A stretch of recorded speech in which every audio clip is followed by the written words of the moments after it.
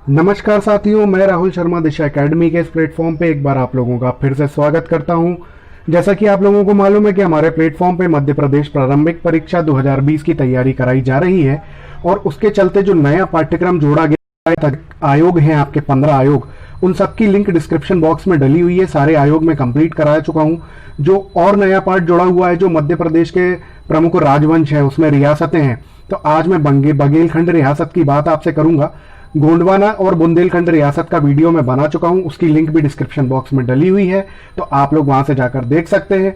आपने थंबनेल में देखा होगा एमपीपीएससी प्रारंभिक परीक्षा के बच्चों को, 2020 के बच्चों को मैं नोट्स फ्री में प्रोवाइड दे रहा हूं प्रारंभिक परीक्षा के लिए। तो वो नोट्स उनको कैसे प्रोवाइड होंगे, उसके लिए उन्हें वीडियो के एंड तक बने रहना पड़ेगा। चलिए तो फिर हम शुरुआत करते हैं बघेलखंड रियासत, जिसको रीवा रियासत भी कहा जाता है, उससे। बघेलखंड में बघेलों का शासन गुजरात के सोलंकी राजवंश द्वारा स्थापित किया गया था। स्थापना का श्रेय जाता है सोलंकी राजवंश के वीर धवल के पुत्र जो हैं व्याघ्रदेव। आपने सुना होगा भाई, जो रियासत है बुंदेलखंड, आपका बघेलखंड रियासत जो है, बघेलखंड रियासत का श्रेय जाता है व्याघ्रदेव, जिन्हें बाघदेव भी कहा जाता है। ये किसके बेटे थे? तो भाई ये सोलंकी राजवंश के वीर धवल के पुत्र थे ये। अब होता क्या है, व्याघ्रदेव 1234 से 1245 इनका शासनकाल रहता है। व्याघ्रदेव 1234 ईस्वी में गुजरात से वर्तमान बुंदेलखंड क्षेत्र में आते हैं। व्याघ्रदेव के बड़े बेटे जो रहते हैं, जिनका नाम रहता है आपका कर्णदेव, ठीक है दोस्तों, उनका नाम रहता है कर्णदेव।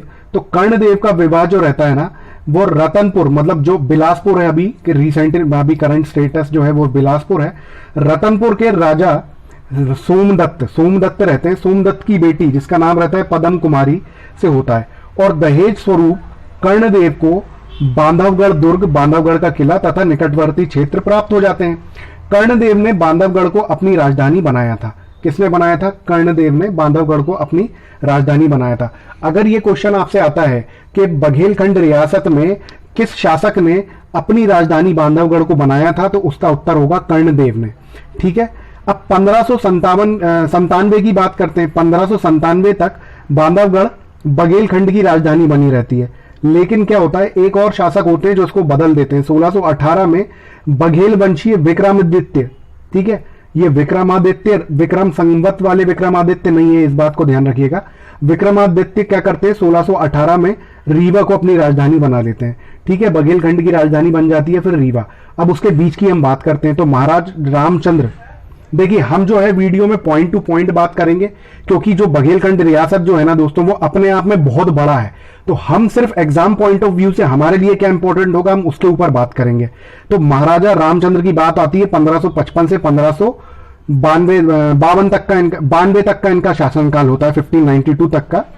इन्हें गद्दी पर बैठते ही इब्राहिम शाह का सामना करना पड़ता है। अब वहां पर बहुत सारे आताताई होते हैं, मतलब आताताई का मतलब होता है आक्रमणकारी, बहुत सारे आक्रमणकारी होते हैं, उनमें से एक होते हैं आपके इब्राहिम शाह। लेकिन जो राजा रामचंद्र होते हैं, ये बहुत ज्यादा साहसी और बहुत ज्यादा पराक्रमी राजा रहते हैं। तो राजा रामचंद्र बड़ी बहादुरी से इब्राहिम शाह को हरा देते हैं।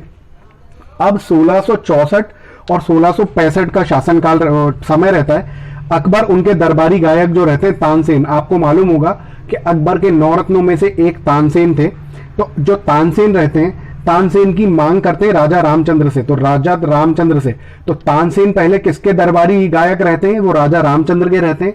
तानसेन जो है, इनका ओरिजिनल नाम नहीं है।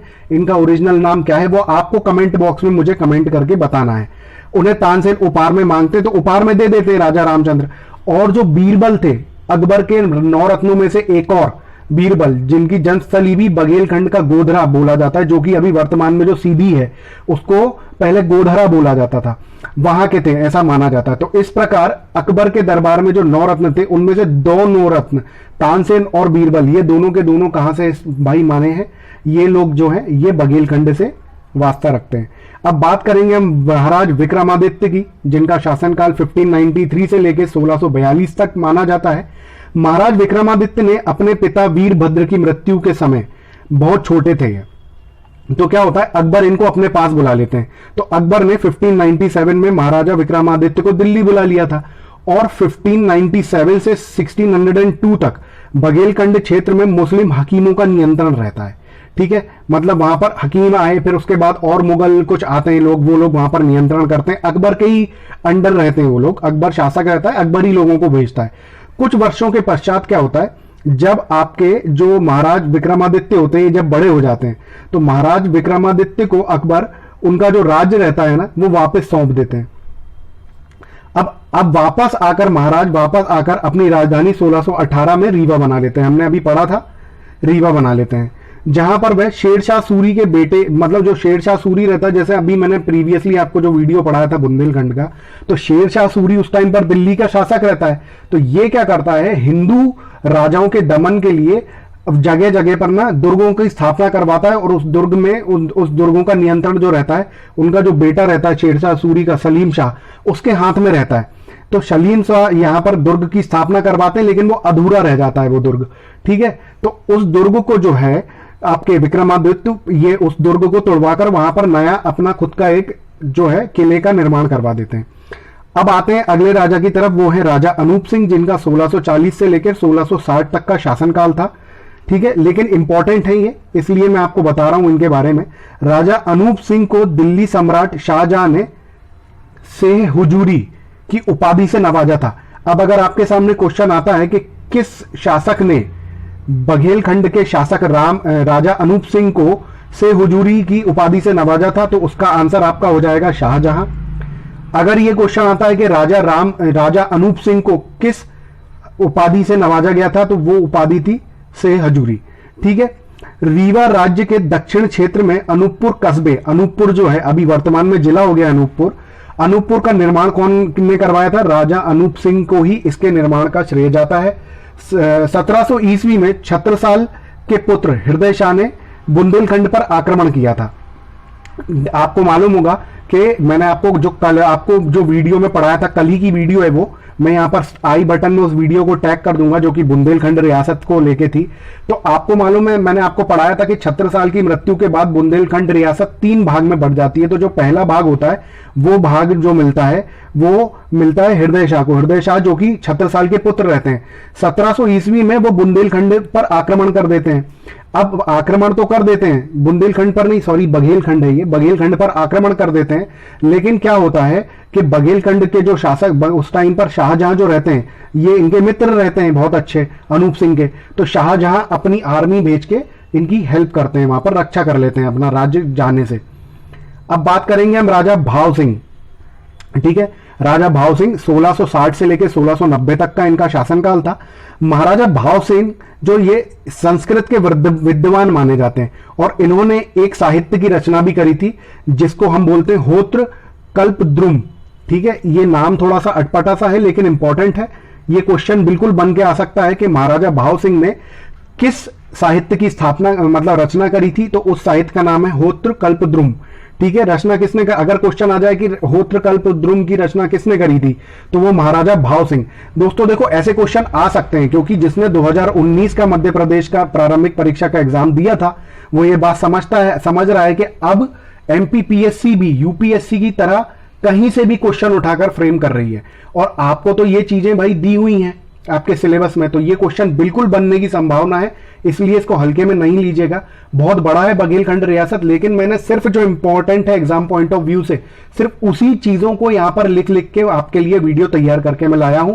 ये डेटा भी बहुत मुश्किल से इकट्ठा हुआ है, आपने देखा होगा कि अभी तक इस डेटा के ऊपर किसी ने वीडियो नहीं बनाई है, क्योंकि ये बहुत मुश्किल से डेटा मैंने संकलित किया है। चलिए आगे बात करते हैं।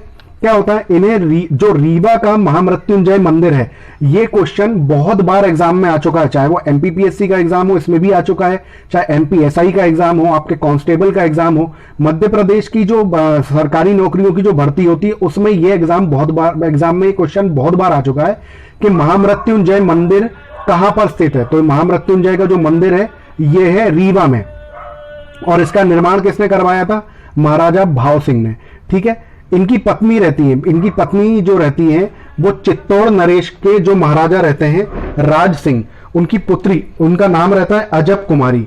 अजब कुमारी ने रीवा नगर के बीचों बीच एक तालाब खुदवाया जिसको हम जानते हैं रानी तालाब के नाम से, ठीक है। इस तालाब के मध्य में शिव मंदिर और पश्चिम में शारदा माता का मंदिर का निर्माण है, ठीक है, इसीलिए जो है स्थापत्य के रूप से राजा जो है आपके भाव सिंह ये इंपॉर्टेंट हो जाते हैं, इसलिए मैंने यहां पर इनको ऐड किया था दोस्तों। अब बात करेंगे अजीत सिंह जी की। राजा अजीत सिंह जिनका शासनकाल 1755 से लेकर 1809 तक रहता है। अब महाराजा अजीत सिंह के समय मुगल बादशाह शाह आलम ने रीवा में सहारा लिया था। अब क्या होता है कि जो दिल्ली की गद्दी रहती है भाई, अब दिल्ली के थ्रोन पे तो आप जब ये समय आता है 1775 तक, तो भाई मुगल जो है ना, मुगल ये कमजोर पड़ने लगते हैं और इनके ऊपर दूसरे आता था ये आक्रमण करते रहते हैं, तो गद्दी जो है ना वो बदलती रहती है। तो उस समय पर क्या होता है, जो शाह आलम रहते हैं वो 1775 में रीवा आते हैं सहारा लेने के लिए, किसके पास, राजा अजीत सिंह के पास। और आपको एक चीज और बता देता हूं कि 1775 में ही मुकुंदपुर एक जगह है, वहां पर मुकुंदपुर में ही शाह आलम का जो पुत्र था, शाह आलम के पुत्र कौन थे, अकबर द्वितीय। कभी क्वेश्चन आए कि अकबर द्वितीय किसके पुत्र थे, तो भाई अकबर द्वितीय जो पुत्र थे वो थे शाह आलम के। और शाह आलम ने कहां पर सहारा लिया था, तो भाई सहारा इन्होंने लिया था, ठीक है, अजीत सिंह के पास। ठीक है, महाराजा अजीत सिंह के पास इन्होंने सहारा लिया था। ठीक है दोस्तों, तो हम बात करते हैं अब आगे। वीडियो दोस्तों देखिए यहां तक आपको अच्छी लगी हो तो प्लीज वीडियो को लाइक कीजिए। अभी वीडियो खत्म नहीं हुई है, मैं अभी लाइक करने के लिए इसलिए आप लोगों को बोल रहा हूं क्योंकि दोस्तों आप लोग वीडियो एंड में लाइक करना भूल जाते हैं। वीडियो आपको जो है वीडियो अच्छा जरूर लगता है, लेकिन आप इसको मतलब लाइक करना भूल जाते हैं दोस्तों। तो प्लीज मेरी रिक्वेस्ट है आपसे कि वीडियो को अभी आप लोग लाइक कर दीजिए। लाइक जैसे ही आपने किया होगा तो वहीं पर साइड में आपको सब्सक्राइब का ऑप्शन दिख रहा होगा दोस्तों, तो प्लीज वीडियो को लगे हाथ सब्सक्राइब भी कर दीजिए। चलिए अब हम बात करेंगे अगले राजा की, जिनका नाम है रघुनाथ सिंह और जिनका शासनकाल होता है 1854 से लेकर 1880।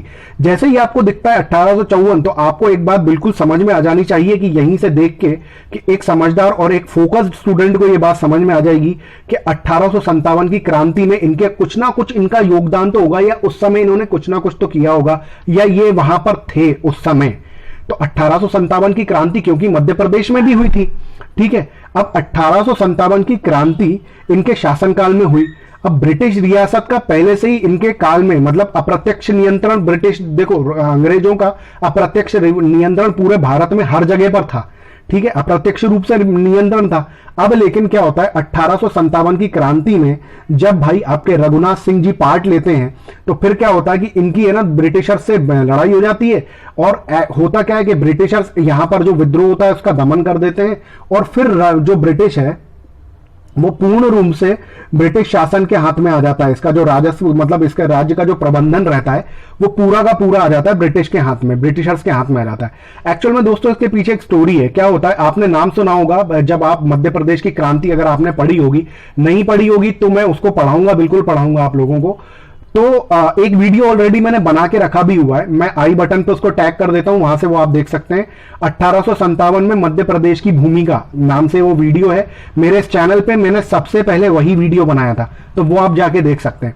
तो होता क्या है, इस एरिया में ठाकुर रणमत सिंह रहते हैं।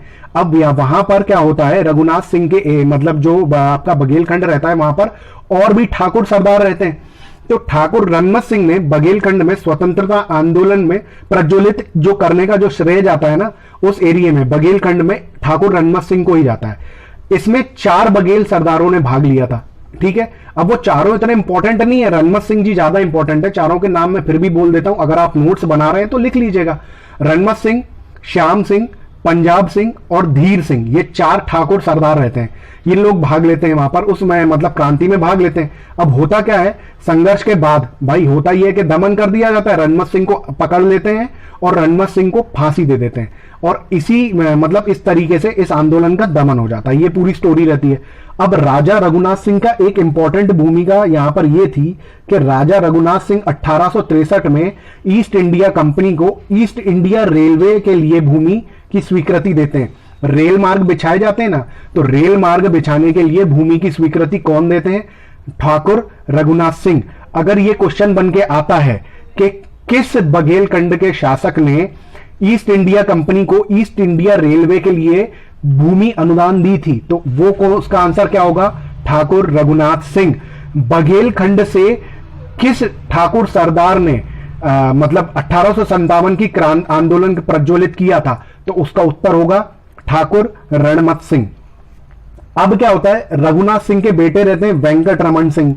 इनका नाम आपको लगेगा कि जैसे ये दक्षिण भारत के हों, लेकिन दक्षिण भारत के नहीं थे भैया, ये अपने यहाँ के ही थे, वेंकट रमन सिंह। ये रघुनाथ सिंह के पुत्र थे। जब ये गद्दी पर बैठे तो इनकी आयु मात्र 3 वर्ष की थी। इसीलिए इनका जो शासनकाल है ना 1880 से माना गया है और 1918 तक का शासनकाल इनका माना जाता है। जब ये गद्दी पर आते हैं तो इनकी जो आयु रहती है मात्र 3 वर्ष की थी। इसलिए यहां ब्रिटिश सुपरिटेंडेंट शासन चलता है उस समय पर। जैसे जब परिस्थितियां बिगड़ जाती हैं तो बहुत से राज्यों में क्या होता है, राष्ट्रपति शासन लग जाता है ना। वैसे ही भाई बघेलखंड में उस समय पर कोई योग्य शासक नहीं था, इसीलिए वहां पर क्या हुआ, ब्रिटिशर्स ने ब्रिटिश सुपरिटेंडेंट शासन लागू कर दिया था। और ये जो हमारे वेंकट रमन सिंह जी थे, ये कला निर्माण के लिए इन्होंने एक काम किया था कि बघेलखंड नाटक कंपनी की स्थापना करी थी। दोस्तों मेरी एक गट फीलिंग है, ये क्वेश्चन बिल्कुल आपको बन के आ सकता है। बघेलखंड नाटक कंपनी की स्थापना किस बघेलखंड के शासक ने करी थी, और उसका नाम था वेंकट रमन सिंह। ठीक है, क्योंकि ऐसे आड़े टेढ़े क्वेश्चन आजकल आयोग पूछ रहा है, इसलिए मैं आप लोगों को ये बता रहा हूं। ठीक है, तो बघेलखंड नाटक कंपनी की स्थापना किसने करी थी, वेंकट रमन ने करी थी। वेंकट रमन का शासनकाल 1880 से 1918 माना जाता है। ऐसा कौन सा शासक था जिसके समय पर ब्रिटिश सुपरिटेंडेंट शासन लगा हुआ था, तो उसका आंसर होगा वेंकट रमन सिंह। अब हम बात करेंगे गुलाब सिंह जी की। जो लोग रीवा के हैं वो इस नाम से बहुत ज्यादा मतलब परिचित होंगे। बात करेंगे राजा गुलाब सिंह की। 1918 से 1946 तक इनका शासनकाल रहता है। इन्होंने अपने राज्य में महात्मा गांधी के कार्यक्रम आयोजित करवाए थे। तो भाई देखो, अब ये आ जाता है आपका आधुनिक भारत। तो आधुनिक भारत के भाई बहुत सारी चीजें हुई, जबलपुर में भी हुई, रीवा में भी हुई। तो गांधी जी ने जो सभाएं ली, उन सभा को खास करके आपके रीवा क्षेत्र में आयोजित करवाने का कार्य जो था वो ठाकुर गुलाब सिंह करते हैं, जिसके चलते अंग्रेजों से इनके संबंध खराब भी हो जाते हैं। ठाकुर गुलाब सिंह के संबंध जो है वो अंग्रेजों से खराब भी हो जाते हैं। इन्होंने गोलमेज सम्मेलन में भी भाग लिया था। दोस्तों ये बहुत इंपॉर्टेंट पॉइंट है कि ठाकुर, ऐसा कौन सा बघेलखंड का शासक था जिसने गोलमेज सम्मेलन में भाग लिया था, तो उसका आंसर होगा ठाकुर गुलाब सिंह। ये नोट कर लेना, ये क्वेश्चन बिल्कुल आने की संभावना बनती है। ये क्वेश्चन ये एक्चुअल में पार्ट आपके जीएस पेपर 1 का है, मुख्य परीक्षा का।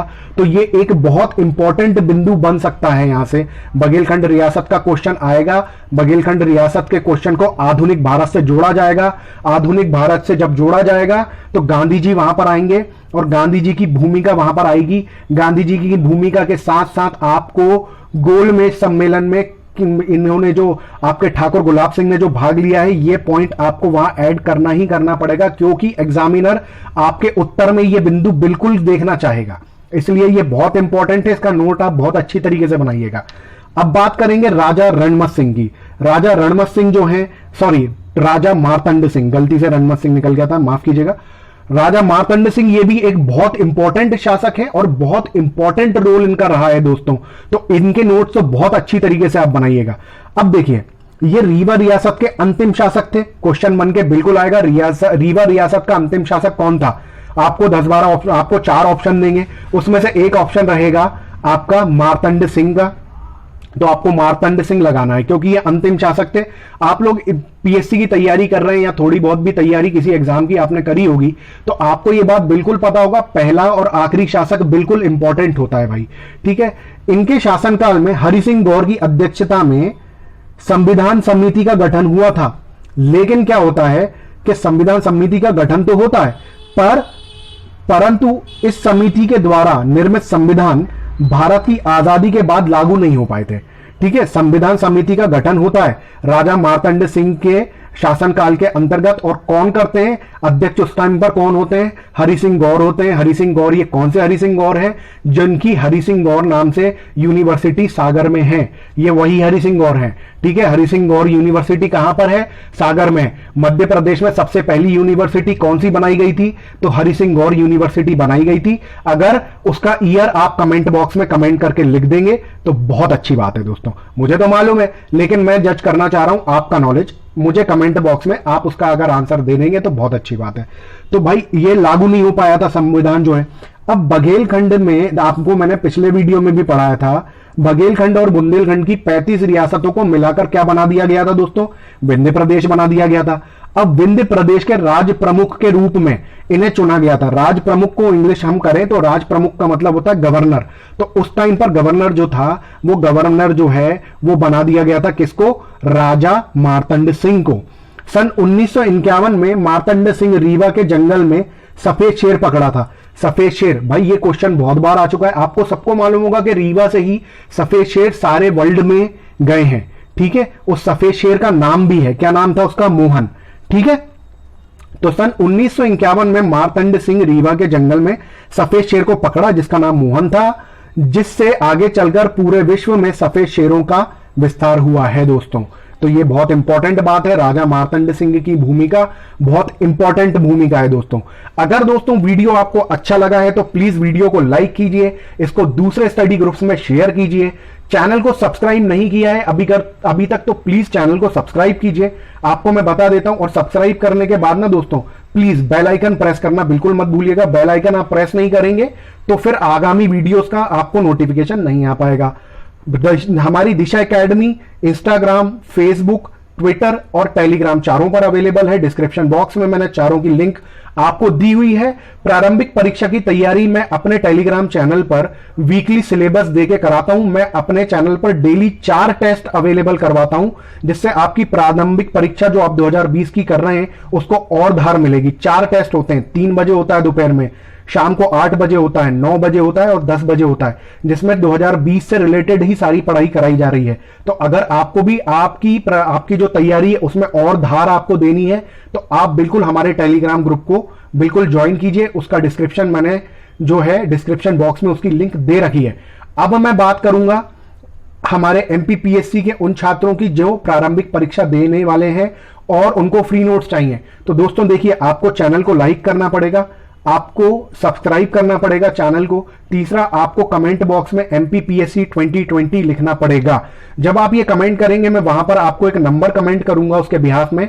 उस नंबर पर आपको क्या करना है कि लाइक किया हुआ स्क्रीनशॉट, आपका चैनल का सब्सक्राइब किया हुआ स्क्रीनशॉट और एमपीपीएससी लिखा हुआ स्क्रीनशॉट, ये 3 स्क्रीनशॉट आपको उस नंबर पे व्हाट्सएप करने हैं। ध्यान रखिएगा, कॉल नहीं करना है आपको। उस नंबर पे आपको ये 3 स्क्रीनशॉट आपको व्हाट्सएप करने हैं। जैसे ही आप इन 3 स्क्रीनशॉट्स को व्हाट्सएप करेंगे, मैं अपने टेलीग्राम ग्रुप में आप लोगों को जोड़ दूंगा। वहीं पर पिन किए हुए हैं मैंने सारे नोट्स, तो आपको नोट्स वहां से मिल जाएंगे। आपके पास टेलीग्राम ऐप होना अनिवार्य है, क्योंकि मेरा ग्रुप टेलीग्राम पर ही है, तो वहीं से आपको मिल पाएगा। ठीक है दोस्तों, तो इसी के साथ मैं राहुल शर्मा दोस्तों आप लोगों से लेता हूं विदा। जय हिंद, जय भारत।